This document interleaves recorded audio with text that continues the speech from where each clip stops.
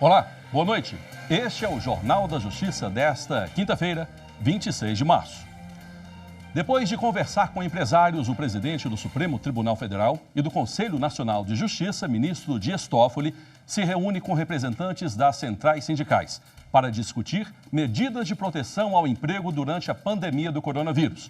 O presidente do Supremo disse que todas as ações relacionadas à Covid-19 estão sendo monitoradas e priorizadas pelo tribunal. Esse é um dos destaques da edição de hoje. E você vai ver também. Ministro Alexandre de Moraes, do Supremo, derruba artigo da medida provisória que restringia o acesso a informações durante a pandemia do coronavírus. Superior Tribunal de Justiça mantém condenação do município do Rio de Janeiro por transtorno a moradores de Ipanema, no Carnaval de 2011.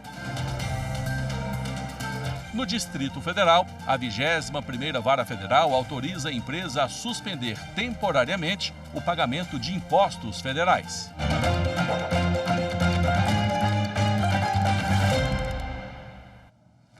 O presidente do Supremo Tribunal Federal, ministro Dias Toffoli, participou hoje de uma videoconferência com representantes das principais centrais sindicais. Na última terça-feira, o ministro se reuniu com presidentes das 40 maiores empresas do país, numa videoconferência com a Fiesp, a Federação das Indústrias do Estado de São Paulo. Na reunião de hoje, os sindicalistas e o ministro Dias Toffoli salientaram a prioridade de se preservar vidas durante a crise do coronavírus. Eles também discutiram a necessidade da articulação de uma ação centralizada para decidir todas as questões relacionadas ao assunto, sejam decisões relativas às relações de trabalho, à preservação da renda dos brasileiros e amparo aos trabalhadores. O ministro Dias Toffoli afirmou que o Supremo tem o papel de moderador nos conflitos federativos e que o Judiciário está atento para fazer cumprir a Constituição. Confira trechos da reunião de hoje. Agora é o momento de fazer um pacto nacional, um acordo nacional. Nós podemos fazer um acordão geral e depois cada setor vem baixando esse acordo até chegar em nível de município. Mas por isso que nós estamos pedindo atuação. E aí esta é o agradecimento e até a parabenização nossa por esta videoconferência, que pedimos que a sua atuação dentro dos preceitos constitucionais, junto com os demais poderes da República, para preservar e salvar a vida de brasileiros. E mais do que nunca agora se mostra necessário exatamente essa atuação do Judiciário, da Justiça como uma pacificadora e muitas vezes também articuladora quando há algum tipo de confronto ou de conflito, seja entre poderes, seja entre os entes da federação.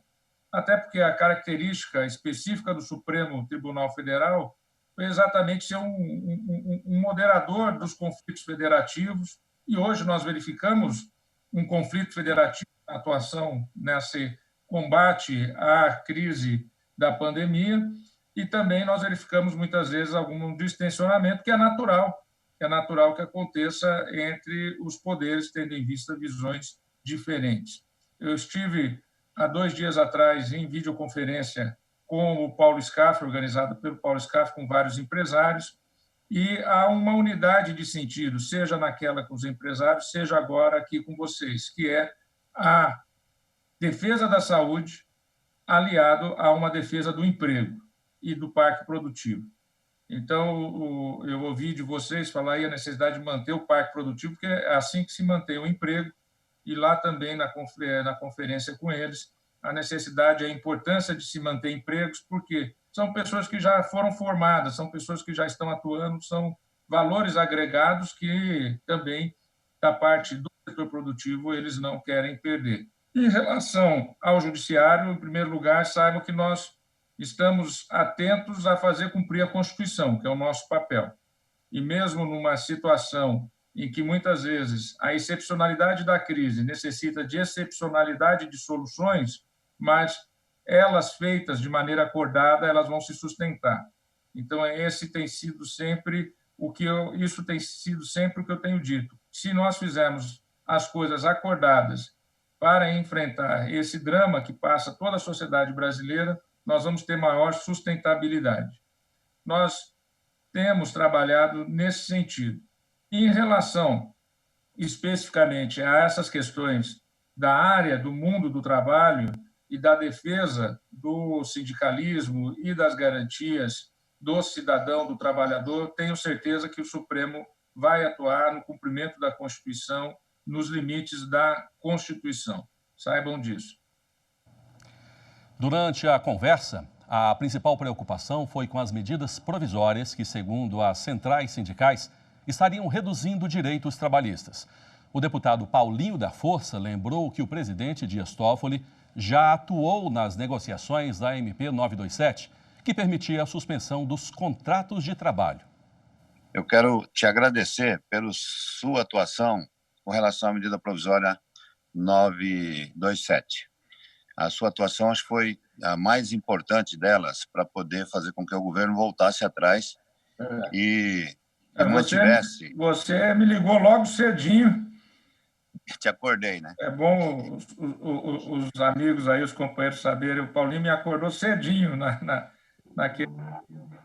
O presidente, falei com ele, e depois, evidentemente, vários outros atores também entraram em ação. Mas, realmente, depois eu comento um pouco isso aí, mas o Paulinho foi que alertou para o artigo 18 imediatamente pela manhã. Então, quero te agradecer pela tua atenção, pela deferência que teve e a tua atuação muito firme. Eu acho que a sua palavra foi providencial para fazer com que o governo pudesse ter voltado atrás. Porque ali seria um caos, né? Eu acho que nós teríamos um verdadeiro inferno no Brasil se mantivesse aquele artigo. Quando o Paulo me ligou, como eu disse, entrei em contato já diretamente, né, com a equipe do Paulo Guedes, alertei eles num tom até bem forte, dizendo que aquilo ali não tinha, né, nenhum tipo de viabilidade, que aquilo ali cairia no Supremo Tribunal Federal, e depois falei diretamente com o próprio presidente a respeito disso, e o presidente, rapidamente depois, mais adiante, ele soltou um Twitter dizendo que estaria alterando, suspendendo esse artigo 18. Há outras questões que estão nessa MP, pelo que eu tenho conhecimento, eu não sei o detalhe, mas o presidente colocou o Rogério Marinho, o advogado-geral da União, e o ministro da Secretaria de Governo e da SAGE, o Jorge, eles estão preparando aí uma medida que, basicamente, parece que substitui essa atual medida provisória. Viu, Paulinho? Seria bom, Paulinho, você dar uma palavra com o Rogério Marinho a respeito disso, para ver como é que está andando isso. Vou ligar para ele, ministro. Fala com ele. Eles estão trabalhando nisso. E eu falei muito, que você me alertou também naquele dia pela manhã, da questão do acordo coletivo, que era fundamental a manutenção do acordo coletivo. Nós estamos vendo, do outro lado, e aqui é uma crítica ao que o governo tem feito já há um tempo atrás, de tirar o movimento sindical das negociações. E essa última medida provisória, essa última, né, a 927, depois se transformou em 928, ela tira os sindicatos da negociação coletiva e expõe o trabalhador a uma negociação diretamente com o empresário. E nós sabemos, né, lógico que temos exceções, né, mas a grande maioria das empresas são empresas pequenas que não têm condições de estar fazendo isso de uma maneira mais democrática. Então, nós sabemos a pressão que o trabalhador vai sofrer nas suas bases. Então, a nosso pleito, nós entramos com uma ADI, a 6346, e está aqui como relator o ministro Marco Aurélio. A gente gostaria que visse com muita atenção essa ADI, porque nós estamos vendo lá embaixo, nas pequenas, médias empresas, microempresas, esse problema vai se acentuar muito e não vai contribuir para sair dessa crise. O que vai acontecer é aprofundar esse momento.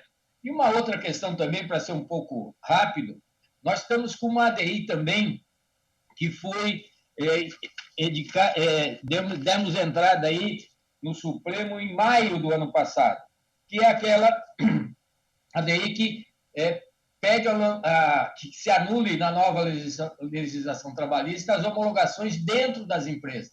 Nós levamos até esse pleito já, inclusive uma reunião com o senhor, que é um momento, já estava havendo antes dessa crise do coronavírus, muitas denúncias de fraudes na homologação feita pelos empresários sem assistência dos sindicatos. Nós já entramos também com a ação direta de inconstitucionalidade 6354, questionando parte considerável da medida provisória. As questões jurídicas que foram colocadas aí, a ação direta contra a MP 927, que está com o ministro Marco Aurélio, ele provavelmente deve dar alguma decisão ou então levar a julgamento numa sessão que vamos ter na próxima quarta-feira, no dia 1º de abril.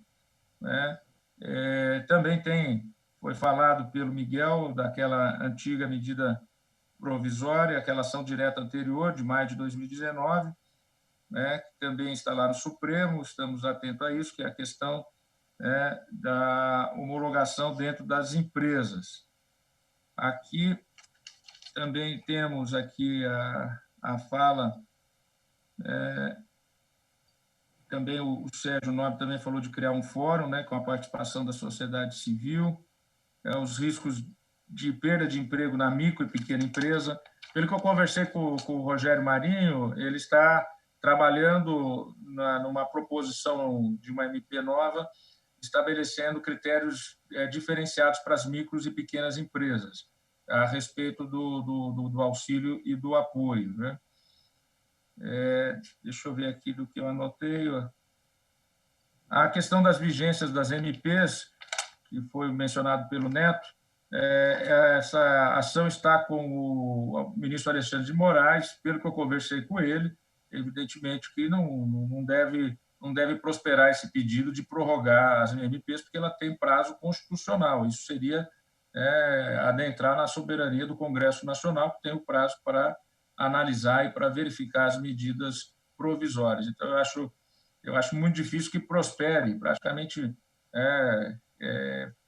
não é possível responder pelos colegas, mas há temas que a sensibilidade nós podemos dizer que é praticamente certo que esse pedido que foi feito pela Advocacia Geral da União de prorrogar as MPs não prospere, não vai prosperar.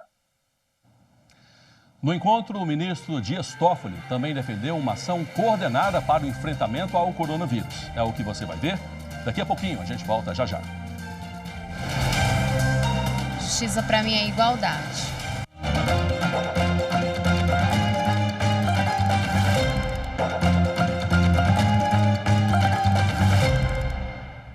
Voltamos a falar do encontro entre o presidente do Supremo, o ministro Dias Toffoli, e os sindicalistas. Também foram discutidas com as centrais sindicais medidas que estão sendo tomadas para fazer o país continuar funcionando. Nós estamos muito preocupados com o risco da perda nessa crise dos empregos e das nossas empresas, em especial as micro e pequenas, que no Brasil são responsáveis por mais da metade dos empregos no país. As empresas não sabem se fecha totalmente, se dá férias, se trabalha parcialmente. É evidente que nós temos que dialogar muito com a área econômica, e não só com o governo, mas na área econômica, porque você dizer que resolve esse problema cortando salário, diminuindo remuneração também no serviço público, isso é economia que não vai resolver coisa nenhuma. Né? Eu tenho dito isso, tenho conversado, não só na defesa do setor do trabalho privado, mas também do serviço público. Porque tive a oportunidade também de falar com o deputado, o presidente Rodrigo Maia, você também dizer que vai cortar no serviço público, que isso é uma economia importante, etc., a gente sabe que isso daí é economia de miséria, porque isso daí não vai resolver nenhum problema. O que tem que fazer realmente é o Estado fazer um grande pacote de auxílio. A própria Argentina, que tem situação, do ponto de vista fiscal, muito mais complicada do que o Brasil, ela está dependendo do Fundo Monetário Internacional, ela está fazendo um enorme pacote de auxílio ao empregado, ao trabalhador, às pessoas mais necessitadas. E o Brasil, que tem... o Brasil não tem a condição dos Estados Unidos, que é emitir moeda. Porque os Estados Unidos emitem moeda sem problema de inflação, porque a moeda é diluída em todo o globo terrestre. Então, para os Estados Unidos emitir moeda não é problema. No Brasil, pode vir a gerar inflação no futuro. Mas nesse momento de recessão, nesse momento que se avizinha, alguns já falam em recessão, no crescimento zero, os mais otimistas hoje falam em crescimento zero, e já vários falam em recessão, desemprego e altos índices. A única saída realmente é o governo, e especialmente a área da economia, e aí tem que se fazer realmente um convencimento de que é necessário um pacote de ajuda a todo o setor produtivo, o setor trabalhador, todos, o setor agrícola, todos que necessitam, para que nós possamos enfrentar esse momento e a economia continuar rodando, a economia continuar girando. Os representantes das centrais sindicais agradeceram a intervenção do ministro. O presidente do Supremo, ministro Dias Toffoli, disse que está aberto ao diálogo e defendeu uma ação coordenada para que se possa estabelecer um protocolo de ação de enfrentamento à crise provocada pelo coronavírus. Eu acho que ainda falta centralidade, como foi dito aqui. Eu ouvi isso de vocês, acho que todo mundo já percebeu. Está faltando assim um comitê gestor dessa crise, um comitê que possa... A questão da saúde é uma coisa, a questão de todas as outras áreas de governo, que, por exemplo, o Braga Neto é o gestor, o ministro da Casa Civil, o general Braga Neto, ficou como o gestor de um gabinete de crise que reúne todos os ministérios para todas as áreas, também tem uma certa característica, mas está faltando um comitê mesmo, técnico, gestor, que possa estabelecer protocolos de ação. Como manter, por exemplo, no caso de São Paulo, vamos falar aí de São Paulo, como manter a Sabesp funcionando, a Eletropaulo funcionando, e no Brasil, como foi dito por um dos companheiros aí, a questão relativa ao fornecimento de água, luz, a internet, o Adilson tocou nesse ponto. Como manter isso? Nós temos que ter esse diálogo com o setor produtivo e com o setor que vai lá trabalhar, para que não aconteça, como recentemente eu vi na imprensa, na Itália, alguns setores de funções essenciais indo à greve, porque não estavam com segurança de ir trabalhar, não estavam com tranquilidade de ir trabalhar. Eu acho que o papel das centrais sindicais, dos sindicatos, é fundamental nesse momento de manutenção dos serviços essenciais e de começarmos a preparar a saída dessa crise. Porque, evidentemente, que não vamos ficar em casa o resto do ano, vai ter que ter uma retomada a qualquer momento. Presidente Toffoli, muito obrigado, foi excepcional essa relação. Nós vamos encaminhar formalmente toda essa conversa que tivemos e algumas questões que não foram colocadas. O Pegado, por exemplo, que é presidente do CODEFAT, não deu para ele falar, mas ele tem sugestões de recursos que podem irrigar as pequenas e microempresas. Nós vamos encaminhar o mais breve possível e aí combinamos um segundo passo. Muito obrigado, presidente. Obrigado, amigos, pela participação. A minha vontade realmente é de procurar o presidente. Eu sei que muitos aí fizeram críticas, natural que isso ocorra, visões diferentes, faz parte, mas do ponto de vista da nossa atuação como chefe do Poder Judiciário, nós temos que sempre trabalhar com o diálogo e com o interlocutor que está lá. E o interlocutor que está lá, ele está legitimado, ele é o presidente da República, e vamos dialogar com ele, vou procurar levar ele. Eu acho que ele tem uma preocupação com o trabalhador e, inclusive, com os autônomos, com a economia informal. Então, há uma sensibilidade ali que nós temos que trabalhar para que possa ter uma atuação de uma maneira coordenada e estabelecendo protocolos. Daqui a pouco, ministro Alexandre de Moraes, do Supremo, derruba artigo da MP do governo que alterou regras de acesso a informações. E agora, no intervalo do jornal, você vai ver mais um episódio da série Aqui Tem Justiça. No Rio Grande do Sul, pacientes que cumprem medidas de segurança estão usando a arte para retomar o convívio na sociedade. É o projeto Arte e Inclusão. Em instantes. Fazer o que as pessoas merecem.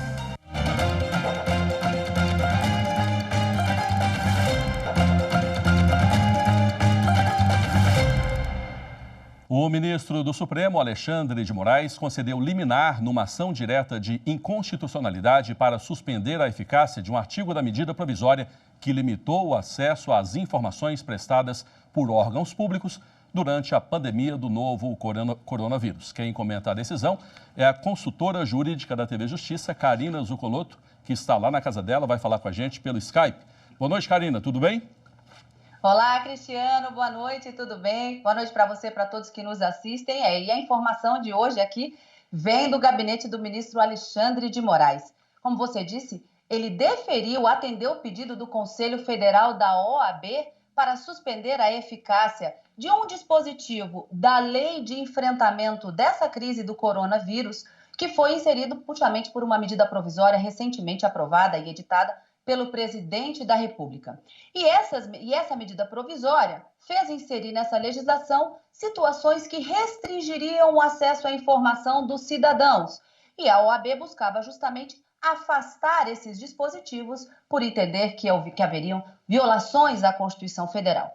Quais são os dispositivos e o que diz essa medida provisória, a redação da medida provisória que fez alterar e restringir esses direitos? No primeiro momento, ela diz que os pedidos de informação que chegarem até a administração pública terão prioridades no atendimento apenas aqueles pedidos relacionados à crise do coronavírus. No segundo momento, diz ainda que haveriam a suspensão dos prazos de resposta pela administração pública em razão de que a prestação dessas informações deveriam ser feita por servidores ou que estão em quarentena ou que estão em teletrabalho quando esses pedidos necessitarem de atendimento presencial. Um outro ponto que foi alterado na legislação tem relação com os pedidos não respondidos. Aqueles pedidos não respondidos, diz a lei, eles deveriam ser reiterados 10 dias após a cessação do estado de calamidade pública decretado pelo Congresso Nacional recentemente e cujo prazo está previsto para o último dia de dezembro de 2020. Ou seja, o cidadão que fez uma solicitação e não teve resposta tem que reiterar esse pedido à administração pública para que possa respondê-lo lá na frente, no prazo de 10 dias, cessado o estado de calamidade. Uma outra determinação é o não conhecimento de recursos que eventualmente forem apresentados à administração pública quando o pedido for analisado e for negado justamente em razão dessa crise do coronavírus. As informações também devem ser prestadas de acordo com essa redação, os pedidos devem ser feitos apenas pela internet, já que o atendimento pessoal estaria suspenso. Quais foram os argumentos da OAB para buscar a medida cautelar e a liminar para suspender essas determinações da medida provisória? Duas argumentações. A primeira, uma inconstitucionalidade formal. A medida provisória não poderia ser editada por não preencher dois requisitos constitucionais fundamentais: requisitos da relevância do tema e a urgência do assunto. Alega também que haveria inconstitucionalidade material, ou seja, diversos dispositivos da Constituição estariam sendo violados, como o princípio da publicidade e transparência, o princípio do devido processo legal ao não conhecer os recursos apresentados e também a violação, a imposição de um ônus excessivo aos cidadãos, na medida em que eles teriam que reiterar o pedido feito e não respondido no prazo de 10 dias após o estado de calamidade pública ser cessado. Para a OAB, esses são os dispositivos que poderiam estar sendo violados e que, a princípio, o ministro Alexandre de Moraes entendeu serem pertinentes para deferir a medida cautelar. Segundo o ministro Alexandre de Moraes, os princípios da publicidade transparente são direitos fundamentais e devem ser regra no ordenamento jurídico para se garantir o Estado democrático. E o que pretendeu fazer o governo nessa medida provisória com essa redação e restrição ao acesso à informação seria justamente prever o sigilo como regra, quando na verdade deveria ser uma excepcionalidade. Essa decisão do ministro Alexandre de Moraes, ela passa a ter validade e suspende a eficácia desses dispositivos a partir da publicação da sua decisão, mas é preciso ainda ser referendada pelo plenário do Supremo Tribunal Federal. E mais uma informação acerca do plenário presencial para aqueles advogados que pretendem fazer sustentações orais por videoconferência. Na semana passada, em sessão administrativa, os ministros autorizaram essa forma de sustentação oral e já está disponível no site do Supremo Tribunal Federal o formulário digital de preenchimento obrigatório e deve conter assinatura digital a ser apresentado pelos advogados no prazo de até 48 horas antes da data do julgamento, de cujo processo eles pretendam fazer essa sustentação oral. Então, logo recebida a inscrição e o formulário, as assessorias das turmas e do plenário presencial encaminharão aos senhores advogados maiores informações sobre o funcionamento da videoconferência. E essas são as informações do Supremo que eu tenho para você hoje, Cristiano. É com você. Boa noite. Boa noite, Karina. Obrigado. Sempre trazendo informações preciosas aqui para a gente. Bom fim de semana e cuide-se, hein? Obrigada. Superior Tribunal de Justiça mantém condenação do município do Rio de Janeiro por transtorno a moradores de Ipanema no Carnaval de 2011. O Ministério Público do Estado do Rio de Janeiro entrou com uma ação contra o município e empresas que estavam apoiando o Carnaval de Rua de 2011 para que fossem obrigados a adotar medidas a fim de que o evento não desrespeitasse normas ambientais e urbanísticas, como já havia ocorrido em carnavais anteriores. O Tribunal de Justiça do Rio condenou então o município a pagar R$50 mil por dano moral coletivo, por não impedir que a rua Farm de Amoedo, local onde ocorreu o evento, fosse interditada irregularmente pelos foliões e blocos. Em recurso ao STJ, o município pediu o afastamento da condenação, mas o relator do caso, o ministro Francisco Falcão, destacou que a Justiça Estadual considerou que os transtornos enfrentados pelos moradores ficaram acima do tolerável e o que causou o dano foi justamente a omissão do município ao não exercer o seu poder de polícia. Sendo assim, os ministros da segunda turma confirmaram a decisão individual do ministro Francisco Falcão, que negou o provimento ao recurso do município do Rio de Janeiro. E vamos agora saber mais detalhes de decisões dos tribunais estaduais pelo país. Quem tem as informações é a repórter Fernanda Porto. A gente começa com uma notícia do Distrito Federal. O juiz Luiz Roberto dos Reis aceitou o pedido feito por 5 estudantes de medicina para antecipação da colação de grau e também da emissão da declaração provisória de conclusão de curso. Os estudantes que estão no último período de medicina alegaram reforço às emergências nessa época de pandemia. A decisão ainda cabe recurso à segunda instância. Já em Goiás, para garantir os estoques de sangue nos bancos de sangue nessa época de isolamento social, o juiz da Vara de Execuções Penais, Wilson da Silva, assinou portaria para que presos que doem sangue sejam beneficiados com abatimento de pena. O condenado que quiser fazer a doação poderá ser beneficiado na diminuição de até 35 horas de trabalho comunitário. Já em São Paulo, a Justiça proibiu a restrição de acessos de turista à cidade de Salesópolis. O pedido foi feito em razão da contenção da Covid-19. Ainda sobre a contenção do novo coronavírus no Rio Grande do Sul, o Poder Judiciário anunciou que já doou mais de 3 milhões de reais para ações de saúde do estado.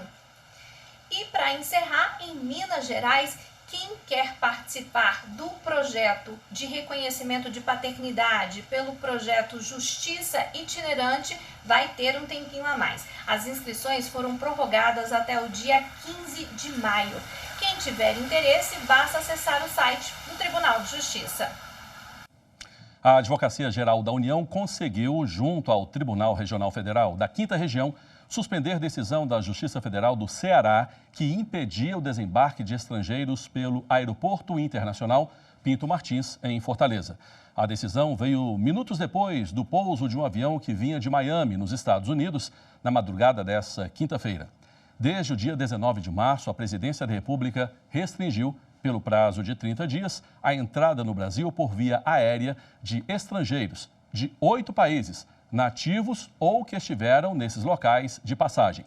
A lista foi definida com base em levantamento elaborado pela Agência Nacional de Vigilância Sanitária e não inclui os Estados Unidos. O vice-presidente do Tribunal Superior do Trabalho, ministro Vieira de Mello Filho, recomendou que durante o período de pandemia da Covid-19, as mediações e conciliações da Justiça do Trabalho sejam feitas de maneira eletrônica. A Semana Nacional de Conciliação Trabalhista também foi adiada. Os detalhes com o repórter Daniel Vasques. A medida foi tomada em virtude da suspensão presencial dos serviços da Justiça do Trabalho contra o novo coronavírus. A previsão era de que a Semana Nacional de Conciliação Trabalhista ocorresse no mês de maio. Ainda não há uma nova data para a realização do evento. O vice-presidente do Tribunal Superior do Trabalho e do Conselho Superior da Justiça do Trabalho, ministro Vieira de Mello Filho, também recomendou que as mediações e conciliações relacionadas à pandemia do Covid-19 sejam feitas de maneira eletrônica, por meio de aplicativos e videoconferências. As medidas visam preservar a saúde e segurança do trabalhador e garantir a continuidade de atividades consideradas essenciais durante o período em que o país estiver em situação de emergência. O CSJT também recomendou que os sindicatos das categorias profissionais e econômicas, os advogados e os membros do Ministério Público do Trabalho participem diretamente das conciliações. Hoje vamos ouvir a desembargadora Silene Coelho, da 3ª Turma do Tribunal Regional do Trabalho, da 18ª Região, em Goiânia. Ela vai nos contar como está o atendimento ao público por lá, nesse período de quarentena. Os nossos trabalhos na Justiça do Trabalho estão a todo vapor.